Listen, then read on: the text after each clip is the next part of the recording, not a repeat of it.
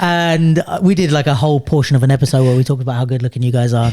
Like it's biased, but it's not. Like it's also entirely justified. Yeah. Say something. Yeah. Whoa.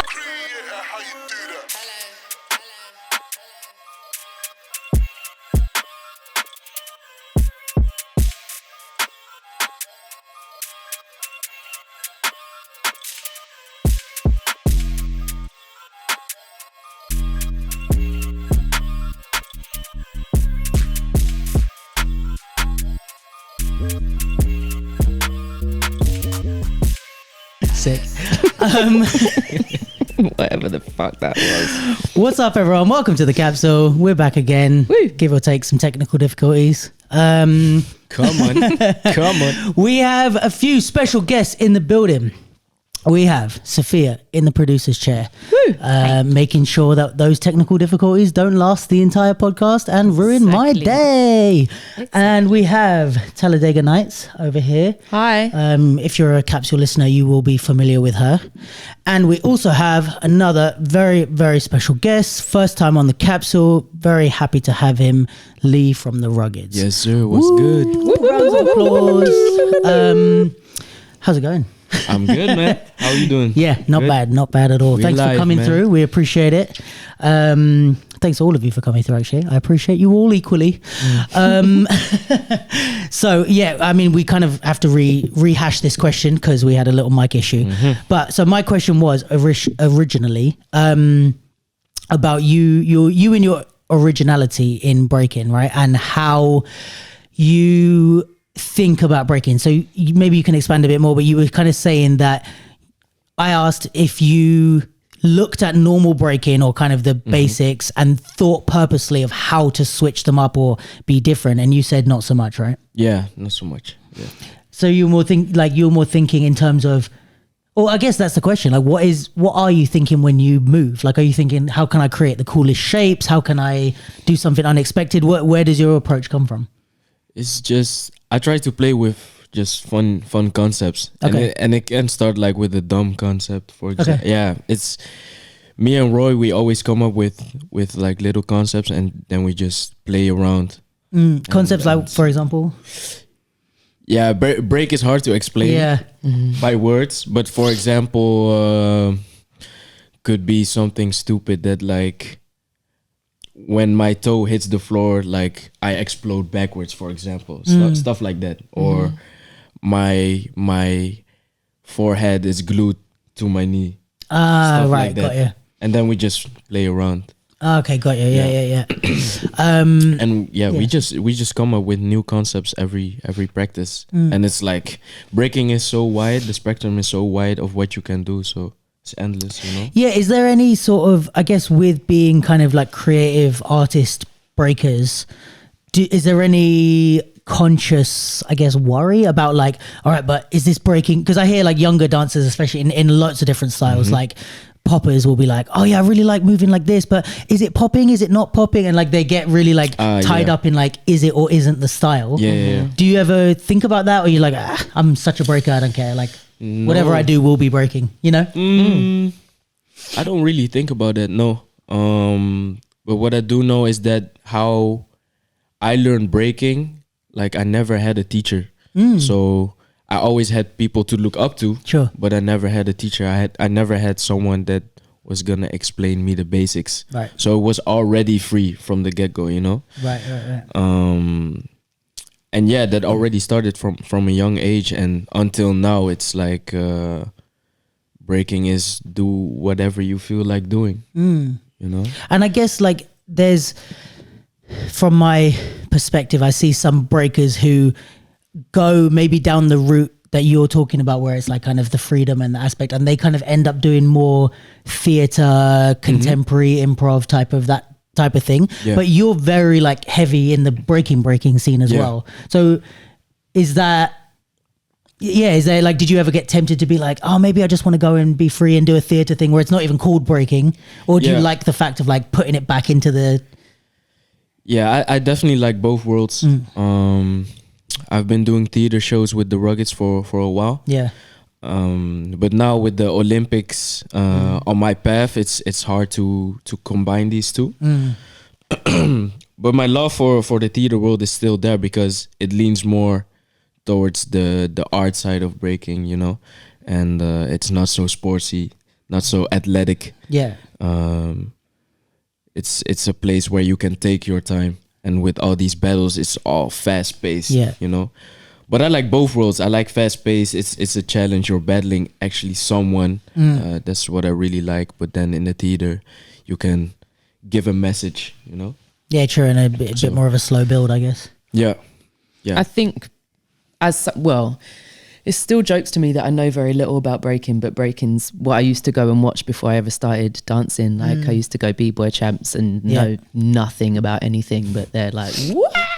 But I find with the ruggeds, like all the stuff that I'm used to seeing that has breaking influence would be in the theatre or on contemporary dancers that just have a bit of that skill. But I think what I like so much about the crew is that you'll be in battle spaces but still do that like slightly abstract stuff, or it's not like the purest way of doing things, but you, whatever spaces you're in, you're just doing what you're doing and maintain that, from my perspective, like maintain that reputation in the scene of being like breakers fuck with you guys. They're not like, oh, those are the artsy guys. Yeah. You know, they're like, no, those are like legit dudes. Yeah. And it's like, I know how fickle the street dance scene in general can be. Like, as soon as you start doing something a little bit different, they're like, oh, you're not real or whatever. So for you guys, I think to maintain both is like a credit to like, I guess. And then on the flip side with like, this isn't just breaking, but contemporary companies and dancers that have like hip hop or any kind of style influence, they're very quick to like not mention it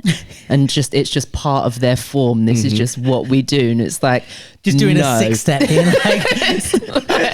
to classical music, and suddenly it's just something we came up like. So it's just nice for it to be very clearly what it is. True. Yeah, I'll just be gassing everything that you will do the whole pod, but I've done that on previous pods. So I've got a new name for them. Go on. United Colours of Peng. No, that one is crazy. I've heard this one yesterday. That one is crazy. You made it up? Yeah. United Colours. Because I've compared. It's like it sounds like it's going to be a fancy name, and it just gets to there. Just very like just because I think United Colours. I'll take it. United Colours of Benetton. I've used to describe them before because you know the nationality spectrum is there, but we also speak about how handsome they are. So you merge the things. Great job on the diversity. The homegrown it wasn't on pengness. purpose, but No, I'm well aware. The organic handsomeness of the crew, So as we discussed before. In the ruggeds, there's no auditions for handsomeness. No, man. Like you don't look at people's pictures and say you can't come in, you're not good looking. Like Abercrombie and Fitch. That's private. Like Joe and the Juice. I feel like they look at resumes like, Have you ever turned down a breaker from being in the ruggeds for being too ugly? And if so, who are they? I can't talk too much, man. Sorry. I already talk too much. No. Okay. Nah. We don't do that, man. No, I'm just joking. Guys, it's just a joke. very kind guys. Also, so you were saying about the WDSF and the Olympics and all that sort of stuff. You're, from what I see, doing pretty well. Do you know where you are in the rankings and stuff? So right now I'm ranked 5th place on the Breaking for Gold ranking. What was the last one that you did? The last one was in Spain. It was the European Championships. Yeah, and you did and pretty I good. got second place. Sick. Which got me qualified for the OQS. Yeah. And that's like the last qualification for the Olympics. Okay. And where's that one? Where it is, I don't actually know. I think one is in London, but there's like 3, and it's next year. Right. But yeah. Yeah, this I've been trying to look into the whole structure of. It's so much, man. It's complicated. I don't even know everything. Yeah. It's a lot. Well, when I was doing the European Championships, and I got second place. I didn't even know I got qualified for OQS. Okay. Like my coach told me afterwards, like, yo, Lee and Menno, because we got first and second place. He was like, yo, you're already qualified for OQS, which means we don't really have to do WDSF events anymore this year. That's good. Yeah, and we did a lot, man. Because from what I have seen, also like a lot of the complaints are that there's no season with the WDSF. Yeah, there's it's just no, straight through the how whole do you year. say it? Like break? Off season. Off season, yeah. There's So no for people off-season. listening at home, like in basketball or whatever, you play from a certain date to a certain date, and then you have an off season to rest, rehabilitate, work out or whatever, and then get back. So you know when everything is. And I think kind of what we're talking about is that the WDSF seems like this year or last year, it's been the entire year. Yeah, it's been. So it's been- if you're doing that plus any other shows or any other anything, Mm-hmm. you're on the whole year. yeah, basically, yeah, and it's been hard, which to, can be dangerous as well for injury and Yeah, it's been hard to combine the theater stuff or the commercial shows, whatever shows, yeah. with the WDSF because it's just so much. But now I'm happy that I already got qualified for. Okay, Yeah, so that kind of buys you out of having to do the rest. And there is a faster route to get to the Olympics, and that's the European Games, Okay. end of June. Yeah. And me and Sunny are both competing. That's Spain. No. What did you say? That's it was? No. Poland. Poland. Oh yeah. That's gonna be end of June, and if one of us gets first place, we get a direct spot to the Olympics. So we don't have to do the No matter OPS. what your standings are or how does it. Doesn't matter what kind of ranking you have in the Breaking for Gold ranking. If you're first place at the European Games, you get a direct spot. So that's what the European Games was the one that was in Manchester last year. No, that was also a championship. That was a championship. Yeah. Oh, okay. Yeah, Right. So that was just to earn points. there's so many it's different. so much. It's long, man. And what's your do you have any thoughts on the whole thing? I know it's such a like divisive topic back and forth and stuff, Mm-hmm. but like how are you feeling about the way it's run or like how it is to compete? Like you having an okay time? To be honest, the first time was crazy to me. Okay. My first WDSF competition was European Championships, and the format is just very different. It's split into 2 days, Okay. and I'm just used to doing a battle just one day. Go for it. Yeah. And then I also had one WDSF in Japan, and this was the first time I did a WDSF on world class level. So everybody could enter, Yeah. or everybody, like the highest level of the highest level, was there. And the first day on Friday, I think, or Saturday, I think Saturday was the first day. We started at 9:30 a.m. Wow. We had to sign in and already dance at like 10:30 or 11. But that's not prelims or it's prelims. That's prelims, and then we battled till 10 p.m. Wow. and we were at the hotel at 11 or something, Jesus. and that was just a long day, and that was the first day. And that's what's Oh, happening F2. during all that time. Sorry. Like what's happening in that time? Like how are you filling 10 hours of Yeah, time? so it's like a lot of waiting because there were so many participants. So we had to wait a long time, and there are B girls, there are B boys, and yeah, it was just a lot. And the annoying thing of that is like they didn't give us certain waves of what exact time we are. You know, So you can't go and rest yeah, and come back. we couldn't go outside. It was inside the whole time. Didn't see daylight. But it was crazy. But now I'm kind of used to it. This was the first one of I think total of 5 that I did, and already at Spain it was already a lot better. Also organization wise, it was a lot better. Oh, as in they're Yeah. So now they gave us waves. You know, Right. for the prelims, because there are so many participants. They gave us like three waves, and we got like this armband, like a green, a pink one, and a black one. And I was black, so I was the last wave. So I knew I Right. could sleep a little bit longer and come a little bit That's later. smart. Yeah, stuff yeah. like that. But it's getting better. Yeah. It's getting better. Yeah, for sure. I mean, it's like the first time they're trying to do this for Yeah, breaking, so. it's big. Yeah. Okay, sick. And can you maybe talk us, actually you mentioned about your coach. So the first thing that would be interesting to know is like, how does a coach work with a breaker? Because who is your coach? Is it someone that we know? It's well, it differs. Okay. Sometimes it's Tyrone Oh van der Meer, and sometimes it's Paul van den Daal. okay. Of Paul van Daal, sorry, Paul van Daal. But yeah, these are not really coaches though. Okay. They're just there to keep everything together. Right, Basically, they give us the times that we have It's to like be team there. manager type of. Yeah, it's more team manager, but it's not like a coach and he tells you, okay, you need to do this in your round. Not at all. Do any breakers have that?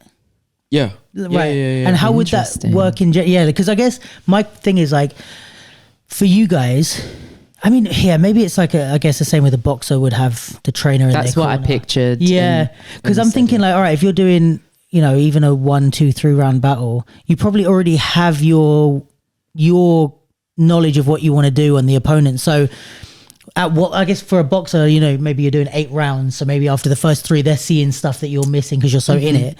But with breakers, it's like you're not doing that many rounds in one go that you can't see what's going on, or so. And maybe you're used to that. But how does it work from your knowledge of like with a coach, or what sort of advice are they offering? Or well, my coach is just chilling. Yeah. To be honest, he just fixes the food. You got and, this. He's just sitting there like this. Yeah, he just fixes the food. Be but good. but it's a good presence though. Yeah, you know? yeah, have someone. Yeah, he really keeps everything together, so that's good. If we got questions, we go to him. Okay. So that's more the role of our coach. But I know that other countries, their coach has a different kind of role. You Right. know, they stay with the dancer the whole time. Right. They talk. They strategize how they're gonna battle. So that's very different. But I feel like for me, it doesn't really work. Yeah. Or if it would work, it would be someone of the ruggeds that should be my personal coach, Yeah. because Team Holland also has Menno. So it would be weird to have a rugged coach whilst With him. Menno is also in the team. Right. Yes. But yeah, I was thinking about it though, because for example, Laguette, also from the ruggeds, his coach is Chakal. And I can tell Chakal really helps him, you know? Do you know like how, like what sort of? Yeah, just I think it's mainly comfort, and just if he got questions, for example, is this good to do against this opponent? Then Chakal will say, yeah, that he will like, you know, help him with that. But in Spain at the semi-final and the final, I actually asked Rico Supreme, also from the ruggeds. I asked him to help me out because it was just so late in the it was a late stage, and I felt like I could use some help from there. So, and I guess to be honest, like it, yeah, like you could even have stuff like, you know, you said about the prelims are like super long all day kind of thing. It's like you need that time to rest, but your coach could stay and watch the prelims and be like, right, I've checked out the people you're probably going to go, like Phil Wizard's looking like this, like Sonny's looking like this, like here's all the that info. would be a good one, you know what I mean? So then they can do their job while you're resting, and then you can switch in. So maybe it's more, because I'm thinking, what are you going to say in the battle? But maybe there's more of the whole day type of things that they can take for you. Yeah, that's is a good one. Didn't even think about that one, actually. Hire me as a coach. Strategizing on the side. It's just really nice to hear it being spoken of. Like, it's not about structure, but if it's being classed as a sport now, it's just nice to hear it being spoken of in Like that as a sport, way. Like there's something really like legitimizing about it. Yeah, Being sick. And also when you get to top level, normally without it being a sport, you're just left to your own devices, and there isn't anyone to like, it's just assumed that you don't need advice anymore or any insight. So yeah, it's cool that they're there. Yeah, for sure. Do you have a different approach when you go into the WDSF stuff? Like, because it's funny, like me watching the battles, because it's like I have a massive interest in breaking and stuff, but I've never trained in breaking. I never really knew anything. But I'm like, I feel like I'm gonna sound maybe really ignorant here, but like I feel like from when was BC1 in New York? Yeah, November, I think. November, yeah, last year November. I feel like I saw a little bit of a change in like the way you were approaching the battle round since then. Is that, am I being dumb, or is that like, have you made any adjustments in how you approach your battles? I think it's just I've been battling a lot lately in general, and that just changes the way I'm breaking. But like you're more seasoned. I don't feel like it was particularly for WDSF that I changed my breaking. Right. It just happened. Yeah. Yeah. Okay, cool. Is there something that you're thinking like when you go, or I mean, maybe for people that don't break or aren't kind of in the circles that you're in, when you're going into these things, are you thinking in a way like, I guess the most basic way is like, right, I've got these amount of like moves or sets or themes or however you want to say it, and I'm gonna see who I'm against and kind of pick the most appropriate ones, or I'm gonna see the level of, okay, my better ones I'm gonna save for later, my kind of less good ones I'm gonna put in the prelims and stuff. Is that how you're structuring your rounds, or is there a different way? Or are you just completely free? Not always. I feel like in the beginning I'm very free. Okay. Like the prelims Just and the top no 64, thoughts. top 32. I'm okay. But later in the stage, I gotta have like a little plan. Okay. Of course, still open to freestyle. But yeah, normally when I do my rounds later in the stage, I just pick like 3 moves or like 4 moves. And the way I connect the moves is like very freestyle. Okay, so when you're going into a battle, you kind of have an idea of like, I'm probably going to do this, going to do this, and I'll just get there. Because if not, I'm going to be so lost. Yeah, I'm going to be so lost. Because I guess also the thing is, like, say with poppers or house dance, anything like that, it's really easy to just change your mind and do something. Breakers, it's kind of like, to do some of the stuff you guys are doing, you have to be in a certain position or have a certain, it's like a really big, like, you can't just suddenly go into that move, right? So it's like, yeah, you got to find the connection between the movements. And are you thinking of those as you get on stage and see who you're, or is it like just before the battle, you're like, right, what am I going to do in my next? Like how last minute are we? I would say, for example, in Spain, it was pretty last minute. Yeah. Okay. Like on the stage? It was, no, not on the stage. It was still backstage. Okay, but okay. Yeah. So I knew I had to battle Jacques from Spain. And I knew it was his hometown.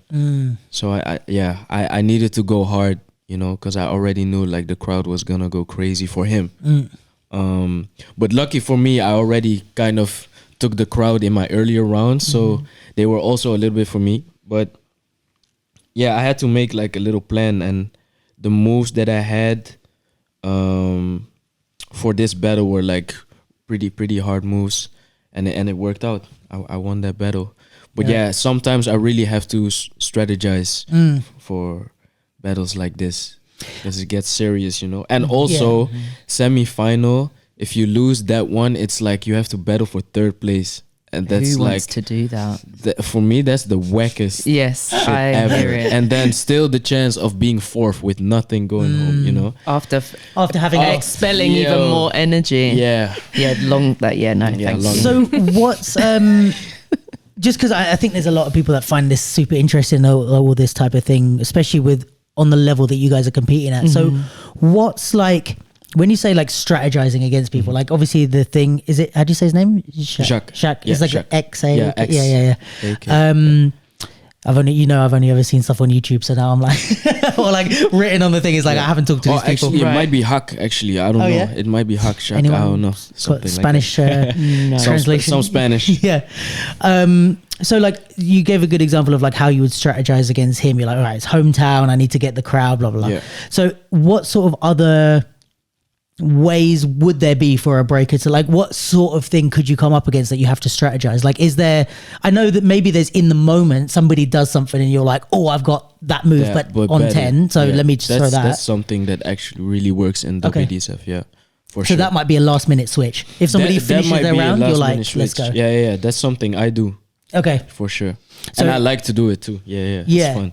Because I assume there's probably not a lot of people that have the moves that you have. So even if it's like, I don't know how to phrase it in a good way, but like, even if their move is like on a similar level of difficulty, you're like, yeah, but I've got a unique version of that. Yeah. So you're not going to be able to do the version that I can do of that. Yeah. So it's worth still throwing it. Yeah. Is there other ways that, or like, I don't know if you want to use examples of people, but I don't know how much you want to give away. But like, how you would Can't give think too much against. sauce. Yeah. Here's how I would beat Sonny. But yeah, is there any way of like how you would think about certain dancers, or if you're like, okay, this guy does this type of thing, so I'm going to do this to counteract it, or is it always just trying to one up what they do? To be honest, I feel like you should really do your own thing.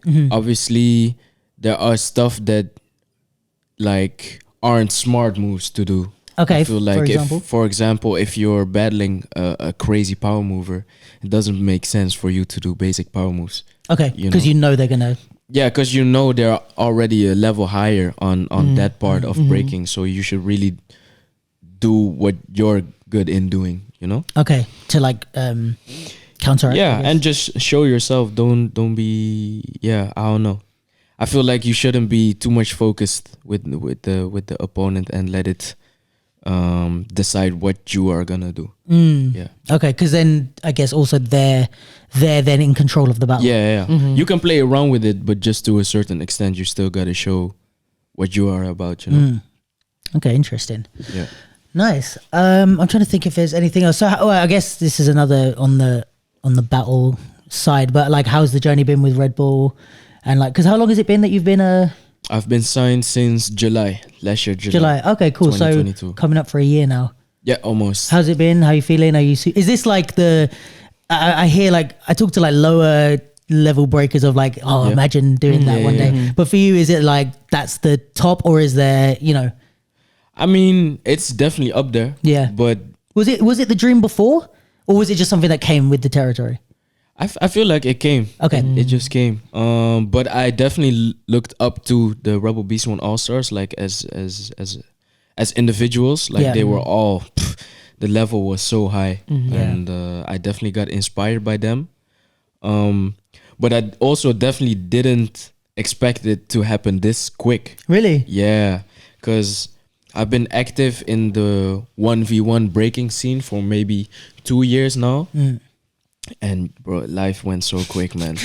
Life went so quick. Already in 1.5 year, Rebel approached me to be a Rebel Beast One All-Star. And first I couldn't really believe it.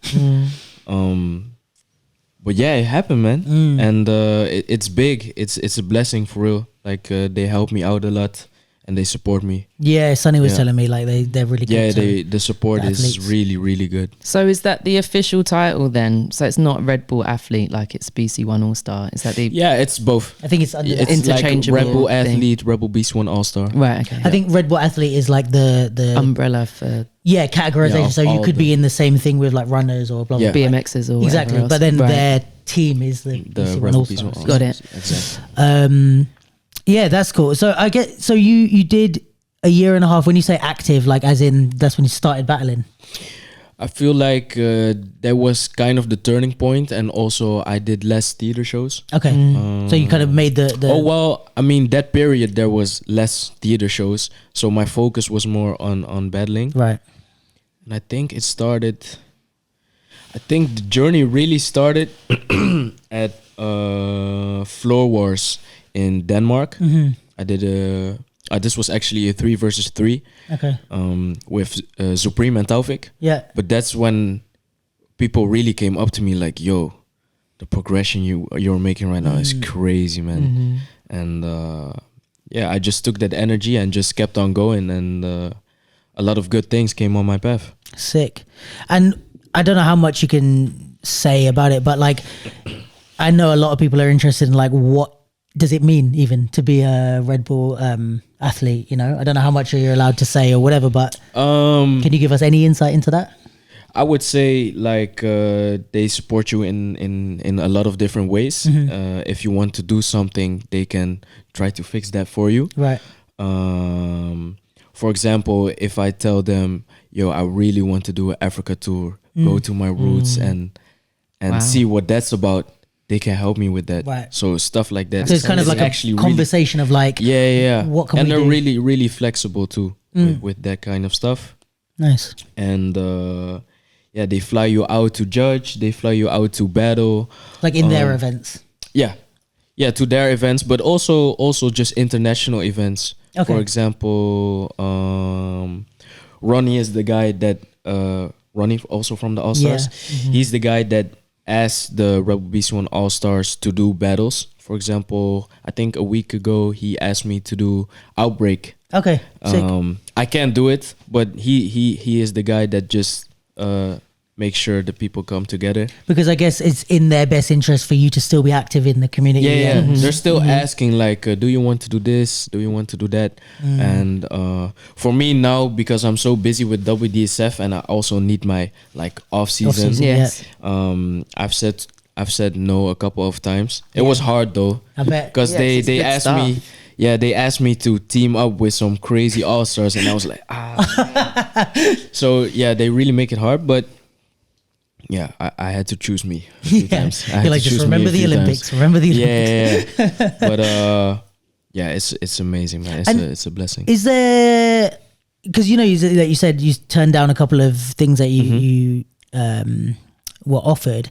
Is there sort of like a minimum requirement of like you have to do certain things? Like how much of they help you, but then is it also okay, but you also have to deliver certain things on your side? For me, I feel like it's just a natural relationship. Okay. Really. So if they are like, okay, Lee, it's been a while since you've posted something with Red Bull, then obviously I need to be more on that. But how I've been so far, it's they haven't said anything about that. They're like very happy with me, and nice. yeah, like I said, they're very flexible. Like if something like that happens, It's a will conversation. They will just tell you. Yeah. And it's really easy going. Yeah, so it's not like A strike. Yeah, it's minimum, not like a yeah, strike, yeah, and yeah. if you do this 3 times, your you're out. sponsorship is over.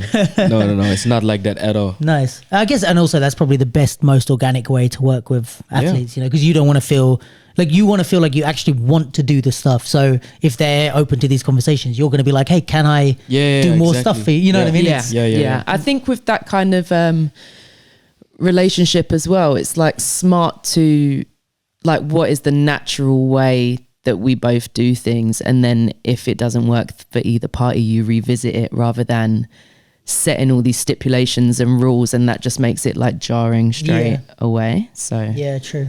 And I guess also that's maybe when you're working with more higher up professionals and athletes, it's not so much like, when you go and work your first retail job and they're like, you have to do this, you can't do that, because it's like, you're aware of the value of the person that you've it's like you're approached. a high level professional, we're a high level company, let's make this a conversation and be two professionals, I guess. Yeah. I'm trying to think if there's anything else pressing that I mean, we could do a whole 2 hours on Lee, but there are some other things that we want to get to. Any other inquiries for Lee while we have him here? No. Can you teach us? Can you teach us to be?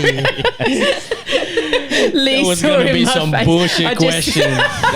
She was taking us some bullshit question. You saw just scanned through, and I just went into like the friend zone and was like, "Don't do it, Tally. Don't do it." How is it with the ladies nowadays? So you brought it up. No, You brought it up. right? Who brought it up? Yeah. You did. If there's something you want to talk about, No, We we're ain't not doing that. doing that. We ain't That's doing not what that. I was going to. I was going to be like, That's why don't little you like Bloody private. Marys? if there's something you want to break on the I'm capsule, good, man. I'm good.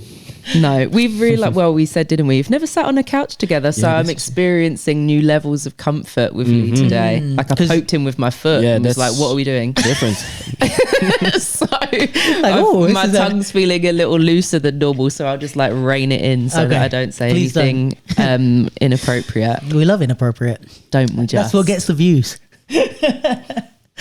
And the cancellations. And the that's true. And he has way more to lose he's than I got do. way more at stake than us old cronies Okay. over the hill and far away. Oh, Let's that's funny. tone it down, guys.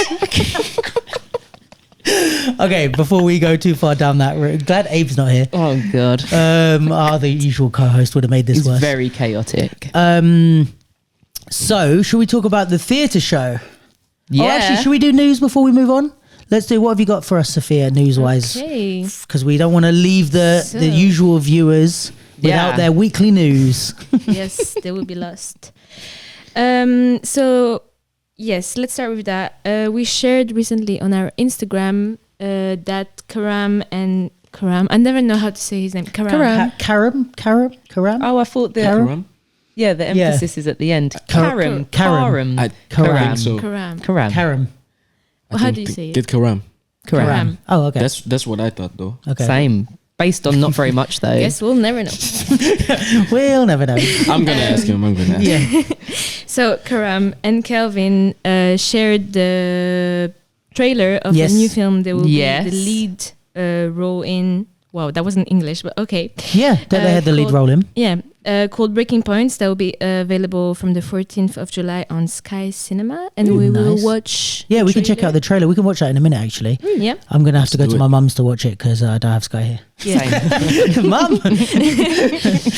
Spend some time. Yeah, and with your Sky subscription. Why don't we watch Breaking Point? Yeah, it's like just scrolling through. Oh, what's this? I've never. Yeah, go on. And then let's give a little shout out to the winners of this week. So we had the cage battle from Bird Gang yesterday, Sunday. Yep. I don't know when this pod is coming out. Not today for sure. Battle Cage. Battle Cage, exactly. What did I say? Cage battle, maybe. Battle Cage, yes. That one. That one. Cage. So Creator took the win in the 1v1 hip hop. Nice. Did they play his music? Because if so, that's cheating. I have no idea actually. You can't. DJs. You can't play Creator's music for him. That's cheating. A little bit. It's actually funny because I had a conversation with him when we went to Lightfest, and he was saying that when they played his song, he got a bit so excited that he got a bit lost. So I guess because you're not interesting. And he was teaming up with Joshua and Omni in the 3v3, and they took the win together. And Omni took the win in the 2 can play at that game, which was a category where the 1v1 winner was calling out one of the 3v3 winner, even they were on the same team. So, yeah. So wait, who? Oh, so Creator called out Omni, but they were in the same team. So he can only call out one of the winners of the winning team. Yeah. So he had to choose. Well, he couldn't choose himself. So he chose between Josh and Omni. Exactly. And Omni took the win. Okay. So yeah, interesting event for the 2nd edition. Apparently went really well. Yeah. Then we also had 2 fast breaking battles, the 3rd edition, and both Ill Warriors members won. Yeah. So the over 16 was King James, and under 16 was Oscar. Yeah. Ome. Yeah. Exactly. Yeah, Warriors are sick. And in Edinburgh, House of Jack organized a kids breaking battle, and B-Boy Bendy took the win. Cool. Yeah. So that's it for our winners.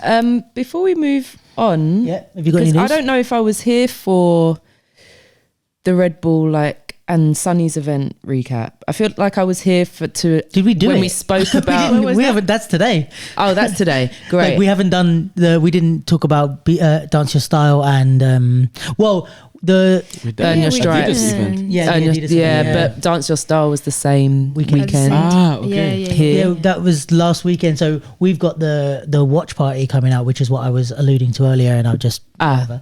But yeah, so we did a watch party where we watched all the battles with Kane and Kieran. Oh, nice.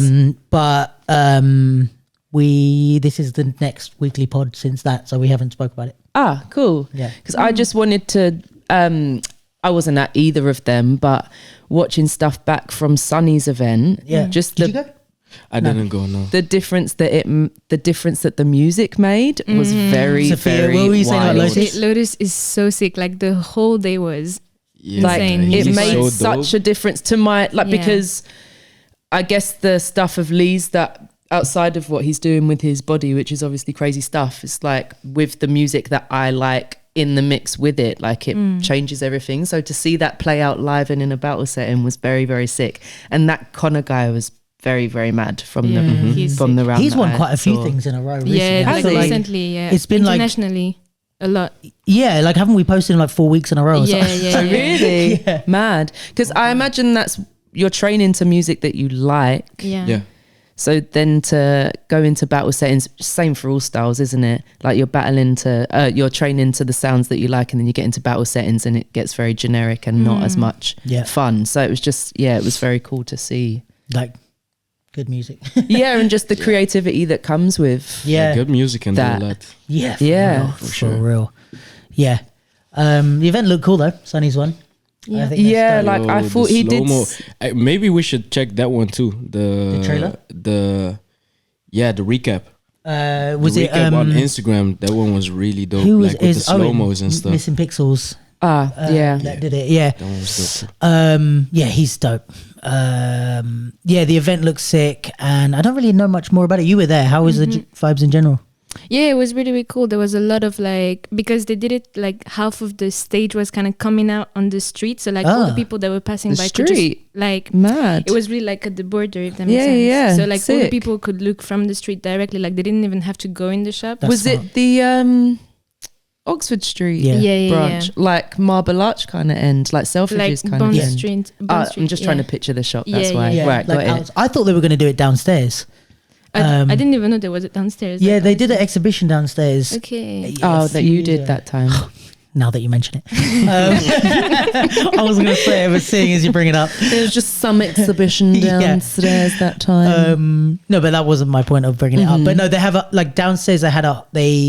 I guess it's like the retail space, but they have this whole like the whole size of the shop. Obviously, the downstairs was open, but they kind of transformed all the retail stuff into like exhibition space and had like Nice. different paintings and sculptures and stuff, and it was really cool. So I figured that's where they would do it. But actually, it makes more sense to bring people into the shop having Yeah, it. it was straight at on the the thing. street, literally. Yeah. Like I'd love to looking talk to shop. Sonny about it from like a production standpoint Yeah. because that's his first event.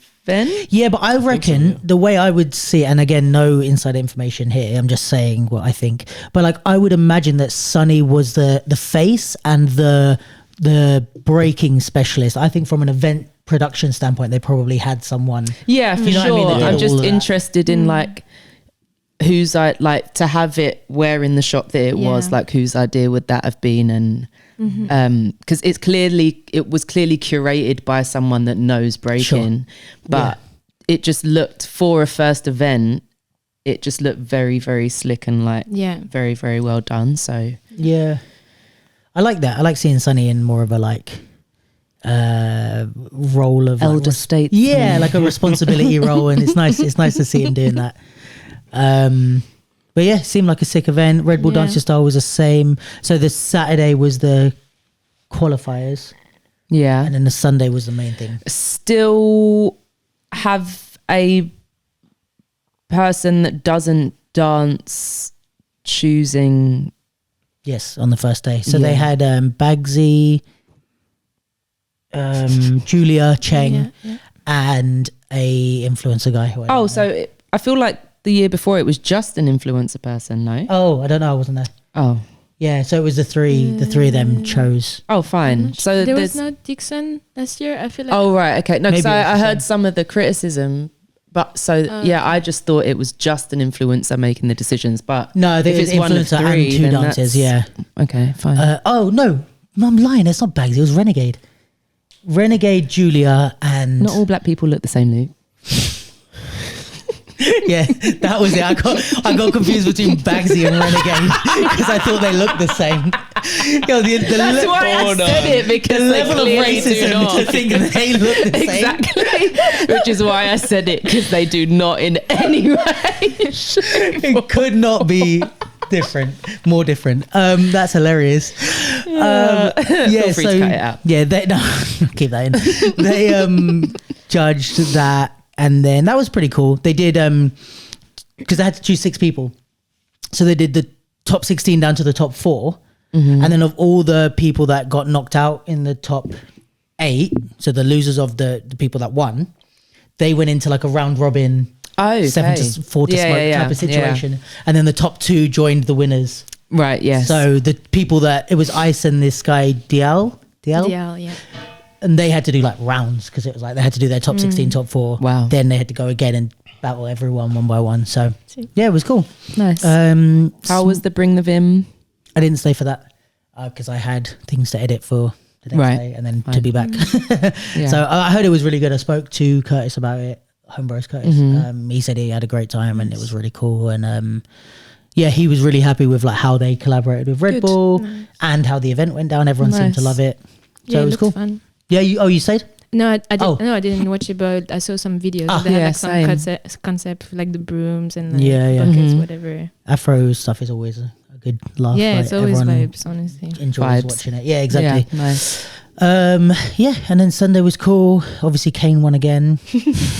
Bloody Kane. Wild. Yeah. Unstoppable. And yeah, not too much to say that we didn't say on the watch party, but yeah, generally cool event. A little bit smaller than last year in the sense of the audience. Right. They had like way more audience last year than this one because of how they set it up. But the venue was cool. That Battersea Power Station. Have you been there? Yeah. Did you come to it? No, you didn't come down to Stoke. No, but the shopping mall and everything in there. Yeah, it's mad. That's crazy. I didn't know that was there. This is so irrelevant to everyone, but I just find it very cool. My friend from school, Becky, her great granddad designed that and the red telephone box. What? Is she rich? I imagine there's wealth within the family. Well said. Mad, innit? Yeah. They've got a phone box in their garden. He designed the telephone box and Battersea Power Station. I can't remember his first name, but Gilbert Scott is the surname. But yeah, they've like gutted it, haven't they? And like just put them all in there. Yeah. And it's like, I think like brand new, like. Yeah, it is. It was sick. I didn't know that it existed. Yeah. Anyway, that's basically what this podcast is about shopping malls. So tune in next week. Yeah, I mean, bit of a shame to like gut historical buildings and just put freaking Uniqlo and stuff in there. It had been kind of inactive for a long time. Yeah, at least people are using it now. Yeah. But no, it's a beautiful spot, and the things surrounding her. Yeah. Cool. I'm sure like more will pop up around it now. I think it's a good events. Nothing space. like a mall to rejuvenate an area. Truth. I always I want to go there more. Yeah, that's it for news, right? I have some upcoming events. Oh yeah, go on. This pod will come out after that probably, but tomorrow is Breakover, under 25 breaking battles organized by Just Jam. Oh, cool. Tomorrow, did you say? Yeah. In Where? Newcastle? So it's 30th of May. It's in South Shields, yeah. Yeah, near Newcastle, right? Breaking battles on a Tuesday? Apparently so. Is that a UK thing? Is that not normal? I think it's their maybe it's because of the community events or something. I'm not sure. It's but half maybe it's because term, of the That's new. yeah, exactly. There's no school, college, university thing. So like things happen on weekdays in half term. And it's like under it's a 25, new thing. so it makes sense they would put it there. That's so strange that you think that's strange. You're like, there's battle on a Tuesday? But to be honest, it is here. There's not really battles. Like even a Thursday battle is a bit Really? I do, usually they're like Friday, Saturday, Sunday daytime. That's normal to me. Depends. Weekends. I don't find. I know why. I know why it's being done, but I also know why it's weird. You know what I mean? And why is it being done? Sorry, because you said it's half term this week. Oh, so that is that why. makes sense, right? Oh, I don't know. That would make. I mean, look at us knowing nothing. Yeah, that's also what this podcast is about: knowing nothing but still talking about it. We commit strongly to that ethos here at the council. Yes. We will know nothing and we will talk about it. Yeah. Or even if not in doubt, still speculate. Yes. Yeah, sorry. Sophia. Derailing her news section. She's like, when you're ready. Let me know when you're done. Next. Yeah. What else? Well, it's next week, but I can already say it's all right.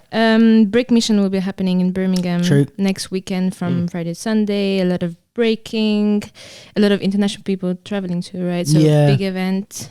And they've got that they've got breaking, whacking, and then through and through all stars, I think. Yeah, they have quite a lot. So just check out their Instagram to make sure you are aware of what's happening. And then Rain Crew are having their summer jam at South Bank with a really cool concept. 2v2 battle, one breaker with one other person from any other style. Me and Lee are going to do it. Is it? No. I thought so.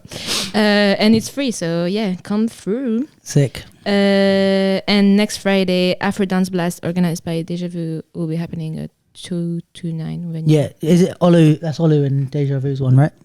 Yes. Yes. Sick. So we'll be fun. That's Cool. it. And check out our calendar via the link in our bio. And please, everyone that's running an event, send us your winners, because we would like to know so that we don't miss ones that we post. Cool. I think that is that for news, right? That is it. Cool. So shall we do the very difficult task of reviewing a show while someone who is in the show is sitting next to us? Yeah. And maintain some level of truth. Keep it real. Yes. Keep it real. So this show is, I've never seen a better show in my entire life than so all right, let's do it like this. Let's share our thoughts, having no insider info, and then we'll kind of go to you and maybe give us some inside track on whatever you can. Obviously you said, because so for everyone that doesn't know, the Ruggeds, Breaking Convention presented the Ruggeds at Sadler's Wells last weekend. You did 2 nights on the main stage, and the show was, the way that it's kind of been described, I think, is that it's 2 pieces, right? Yes. So 3 pieces. yeah, I was going to say, actually. because Jesse's Yeah. part is like its own thing. Yes. Because I thought, because it's, what's the names of it? You got State Shift's Water the Brothers. yeah, and Water Turns. Brothers and Turn. So that's why, but the whole night is called State Shift. Yes, the whole night is stage shift. So that's why I was confused, because it's like, or not confused, but it says like there's 2 things. But then I was like, well, Jesse's piece is basically a piece, like that's a 3rd piece. Yeah. So, Yes. Yeah. Doesn't have a name though, does it? No, it doesn't. Right. It just kinda- Actually, it's called it's called Sketches and Scapes. okay. Ah, yeah, I did Yeah, know that I actually. Yeah, so Sadler's there's, Wells did not. yeah, so there's technically 3 pieces in there. Yeah. So Lee was in the duet part with Roy, so they had their piece. It's about how long? 25 minutes. Okay, I 25. think. Yeah. And then Sky Chief has a solo, which comes at the end, and then in the middle, Jesse has his. It's a music performance. Because he produced the music for both pieces, or just Sky Chief's? For both pieces. Okay, sick. Yes. Was he doing it live? Yeah, he was doing everything live. But there were some. How do you call this drum again? Like the sound that we have in our show. They're like The very. it's like tom toms. How do I not know the? Don't know. The one that is that the one that It's they like sit and with put the it between sides, the. and you have the sides, and you drum like this. Don't know. Soz. Damn. Sorry. That. Anyways, that got recorded by someone else. Right. But all the scapes and like the ambience, that was Amazing. Jesse. Yeah. That was Sick. live. In our Wow. piece. That was Nice. amazing. So what? Because us 3 were there. Yeah. What were your initial thoughts? How did you find the pieces? What did you anythings? Yeah, go on, Sophia. I feel like for me, because I'm very new to like watching breaking in general, like it was really cool to see it in another space than a battle for me. And like I said before, like having the artistic side come into it, like it was really, really cool, because it was really like mixing like the athleticism and like the kind of artsy and like meaningful side of it. So I really, really enjoy that. I feel like for the duet, I like the build up. I feel like I didn't read the program before the performance. So for me, it was kind of like I went into it and I didn't really know Open what to mind, expect. yeah. Yeah. And then I feel like I just enjoyed the dance first without trying to think about what it was like what was the meaning behind it, which was really nice. And then when I heard at the end, like all the thing about like the water and everything, it started to click and make sense in my head with like the waves coming in back, like coming out and in, if that makes sense. I feel like I really enjoyed like all the moments where it was like individuality but also coming together, and like it just makes sense, like the flow of it. Yeah. Maybe I saw it in a much smaller venue in Amsterdam By itself, just the duet. as we saw it the other day, and I thought it translated really well to like a bigger space. I'm sure that's partly like the lighting like concentrates it, Yes. but it Yeah. didn't feel like swallowed by, because we know like Sadler's Wells stage is Huge. massive And very deep. Yeah. no matter what cast size I've been on with on that stage with, we're still always like, oh my god, It's such a big stage, it fits Boy Blue comfortably. yes. So that was a really cool thing. Also, just from a kind of process side, to have seen, which is stepping away from the piece itself, which I will come back around to, but just hearing, because Roy speaks at the end of the show before introducing companion piece like videos that were filmed. Sadler's Wells shared them during, wasn't like specifically a lockdown, but like COVID kind of times. Oh, they shared it all the way back then. Yeah. Oh, Yeah. interesting. And in what Roy said, he mentioned Adrenaline being their first theatre piece, which is how we met them, and If you don't know that by name, you might recognize it as the Spotlights piece. the Red and Black tracksuits. Yes. That is it's on the Sadler's Wells or Breaking Convention YouTube if you haven't seen it. Very, very sick. But Have you seen it? it's very mad. Very good. We were just like, That is a very is good happening? piece. I think we watched it in the wings, just like, okay. Yeah. Did you? I don't know if you would have been there, but did they perform it? He in wasn't there, but wasn't you have there. done it since, though, haven't you? Yeah. You've done Adrenaline, Yeah. yeah. What were you going to say? in Luxembourg? Was that the one they toured when we were with Vice? Yeah, Yeah. Yeah. very mad. But Piece is so good. what on earth was my point? Sorry. Oh, it's just, I think it's a very big achievement to, as a breaking crew, to like make the kind of work that the Ruggeds make, which from the outside looking in, and I guess with a bit of insider knowledge having spoken to them, like it's the work that they want to make, and like to have less of the very obviously crowd pleasing stuff and it not be like a break-in showcase, to be able to achieve that kind of work and make that kind of work, but still maintain that, still get on the main stage of Sadler's basically, is huge, because there's every chance that you'd have to kind of downscale. One, because of the size, like why would we give you main stage Sadler's if it can go into Lily and Bayliss or to a cheaper space or whatever else? But to be able to still get bums on seats with that kind of work is a massive achievement, I think, outside of what the work is anyway. I think like the pieces do speak for themselves, even if you haven't read what they're about. Like I think they're pretty clear. I think it's quite smart to have the companion pieces, because they do give it like a lot more context. Short films. I wonder, not in a criticism way, but just out of curiosity, how it would be to see the films before each piece. I was wondering that.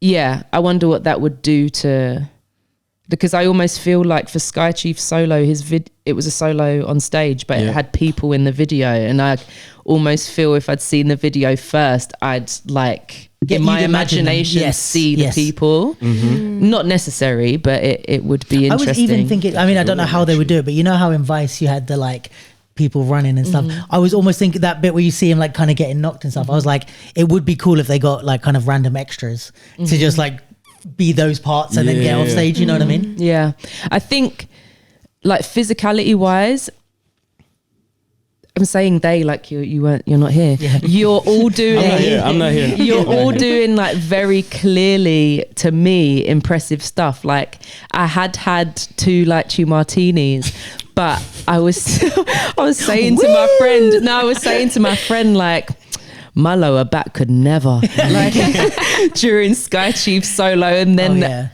after the duet, I was like, there'd need to be a stretcher in the wings. Like there is just no way. Like mad stuff. And I think a lot of the beauty in the work was that, and it is the way with breaking in general, I think, is just making very difficult stuff look very, very easy. Yeah. But then in that, what comes is a back tuck happens and everyone's like, wow! And I was like, they have done way more impressive stuff already, but sure.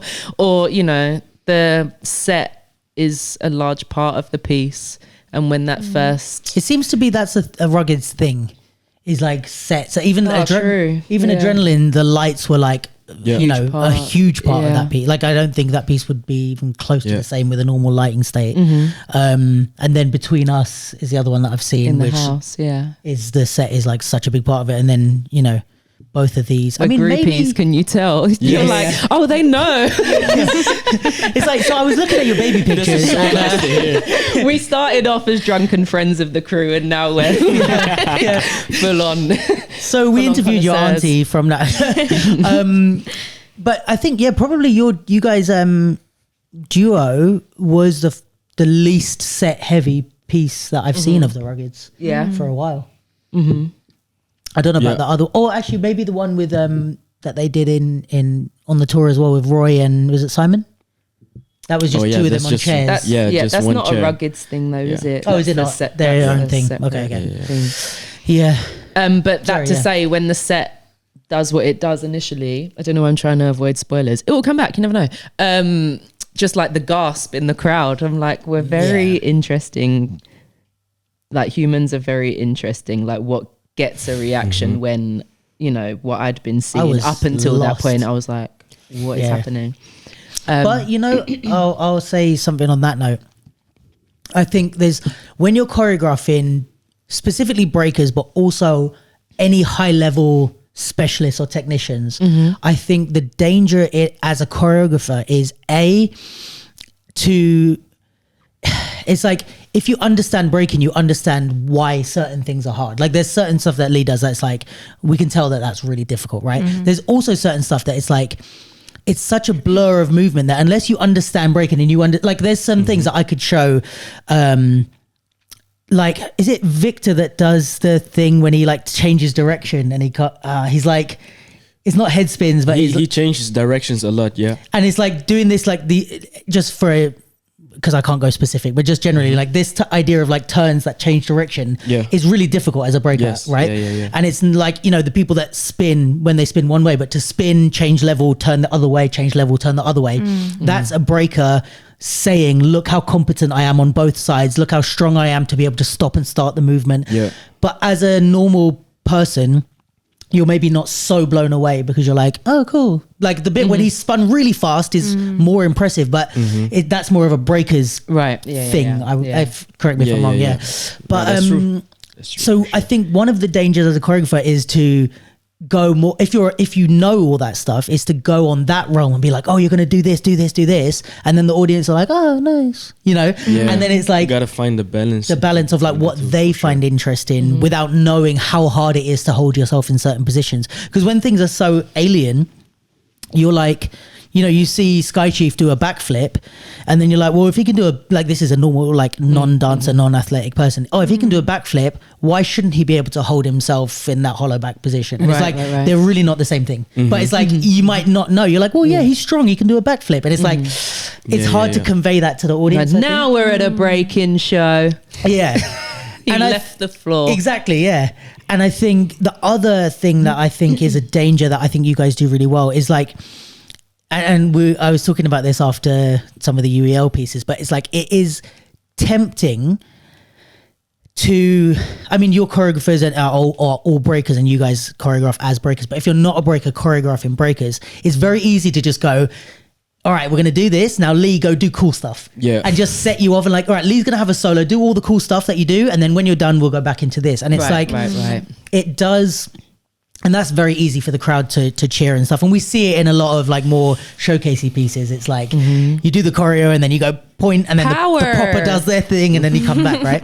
But I think the skill that you guys employ in all of your pieces is like choreographing the impressive stuff and making it have a reason and a build up and a theme and a concept, which I think it's a hard balance as well, because then it's almost like you could hold back too much and not put impressive stuff or not put the complexity, but then you could also just put too much and then the audience are just like, all right, this, like you said, this is just a showcase. But yeah, so I think that was something I was impressed by, is like that you have a good, how do I say that, like restraint in choreographing breaking, like, because like I said, it would be, you could, especially with like, you know, reviewers that don't know breaking or whatever, it's like you could just, I mean, you could just freestyle a solo for 10 minutes and they'd probably be like, whoa, 5 stars, great. You know? So it is a temptation to do that, but I know you guys have a longer term vision, and it's not you might get some, you know, amazing things, but after we've seen it 4 or 5 times, people will be bored. So this approach gives you way more of longevity in terms of your choreographic journey, and also going from Adrenaline to Between Us to these pieces is very different types of work, which shows, all right, they're not just breakers that come on stage and throw some backflips. Like, they really care about the art and the craft of theatre, which I think, it just is it takes a lot of restraint, I think, to do that. I'm trying to think what else I had in my mind about these pieces. Did you have anything more on your? Yeah, I don't know if you'll know, Lee, but the like the water bottle moment Yes. was just like, it just touched on like, it wasn't funny, but there's something like absurd about it that reminded me of what Roy and Simon do together. And was that a Roy thing? I think we both came up with this. Yeah, it was like we have a lot of inside jokes, and this was just one of those inside jokes. And it was just perfect for this piece because the first half of the piece was more with water, and the second half the water turns into ice. And what was a better transition to make the audience know that it changed to ice, because we couldn't stand on it before. I just got that. Yeah. I didn't get that on the day. So when you stepped and you like did the and that's was like ice. the of the ice. And now I see how That's that links kind to of the where the movie. tension started as well, right? Yeah. It's really clever stuff because you can just watch it and not know anything or have no interest in knowing anything. But if you do, like, it all makes sense. I thought it was interesting because in my mind, like, you were water and then you took like the kind of power play and then you became water again. I was like, were they humans the whole time? Were they water the whole time? You're getting so literal about it. No, but like, I've not that I was super invested and needed to know. I don't actually need the answer, but it's rare that I enjoy a piece for what it was, but also have interest in what it was about. It's normally one or the other. It's like, yeah, that was great. No idea what it was about, or like very clear on what it was about. And because of that, that kind of lessened my enjoyment of it because you were spoon feeding me the story. So Interesting. my fandom continues, lads. We love this. I love the set. I love how like unique the sets are. I don't want to ruin too much, but Sky Chief solo, the set is really, the way they use the set is really unique. So that was really cool. There was a bit of like, in my head, I was thinking about it because I know you guys dance pretty well. So I wonder how much it like ruined my enjoyment because I was like, I know not what to expect. You're already familiar with the level. Yeah, so then it's kind of like when Sky Chief was doing I don't know how you call it, the thing where he's like, it's not the hollow back thing, is it? Where he's like, But he's still on his head? Yeah. Yeah. That one. and you know he always does that when he moves back. Yeah. Like, so as soon as he goes into the position, like that's his famous move is to do and move. So I was kind of waiting for it. And he did like a version of it. But in my head, I found myself being like, no, stop thinking about what you know about them. You know what I mean? Because I was like, I was just sitting there going, oh, when's he going to do that? When's he going to do that? And I was like, I'm ruining it it's not like a movie that someone's told you the ending to already. It's like, damn, I'm kind of killing it for myself. But I think also less so in you guys' duet because I don't think you used, or maybe it's easier as a duet because you're choreographing with someone, I guess. But there was less of stuff that I like recognized. What's the you know the thing with your foot out and you turned? Yes. Yeah, is that like someone's move or like where is that, or is that just you made that up for the show? I think we both made that actually. Okay. Yeah, I don't know where it originally came from, but these rehearsals with Roy, it's so crazy. Everything happens so fast, Really? and so natural. Yeah, like I think we could make a 80-minute piece. Like, Nice. super quick. Yeah, we cut so many stuff, and from that, and we forgot so many stuff. Oh, wow. Because we didn't film. Yes. Yeah, it's crazy. We're not the best with archives, are we, in the street dance scene. It's like, let's make what we need to make and then crack on. the rest. We haven't spoken much about Jesse's part. Yeah. And I asked Lee yesterday if there were any press in, and I think we were talking about like there weren't any interviews, but I found a review that speaks about Jesse's part like being a misstep of the eve. It says the only misstep as in like what? not good. like not the not good. Okay. of the whole evening is a live musical interlude by Kemper. Is that how you pronounce his surname? Yes. Or is it Kemper. said more American like Kemper? No, Kemper is good. Kemper. There's no doubting his talents, but the jazzy techno music just It's so annoying. It's like jazzy techno music. body popping and locking, same thing. It's like it wasn't techno, but fine.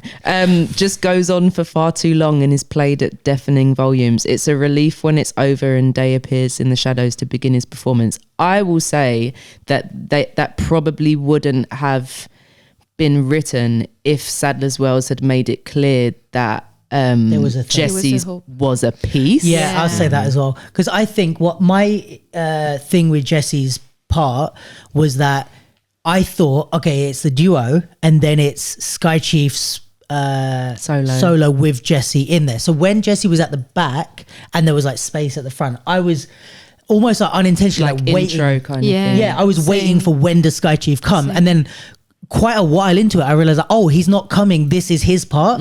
But all that time, I wasn't able to let myself enjoy Jesse, you know, because I was waiting for Sky Chief to come out.